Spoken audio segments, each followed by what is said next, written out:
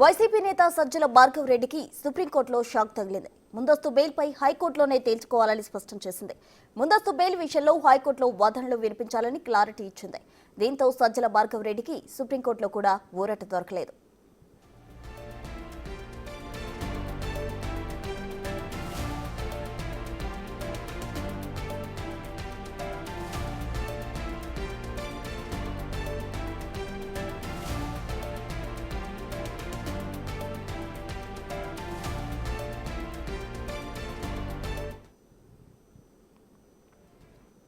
YCP నేత సజ్జల భార్గవ్ రెడ్డికి supreme court shock ఇచ్చింది. దీనికి సంబంధించి పూర్తి వివరాలు మా ప్రతినిధి శివ ఢిల్లీ నుండి అందించేందుకు సిద్ధంగా ఉన్నారు.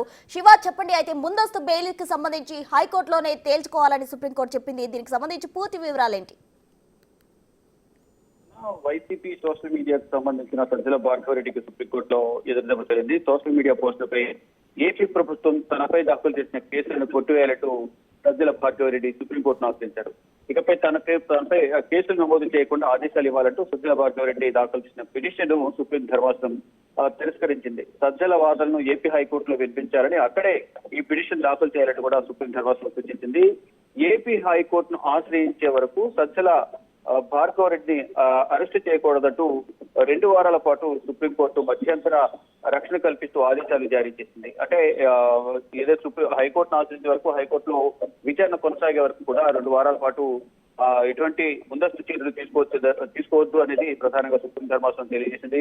సజ్జల భార్గవ్ రెడ్డి టీడీపీ నేతలపై సోషల్ మీడియాలో పెట్టిన పోస్టులు ధర్మాసనం దృష్టికి సీనియర్ న్యాయవాది శశాబ్దాలుగా తీసుకెళ్లారు.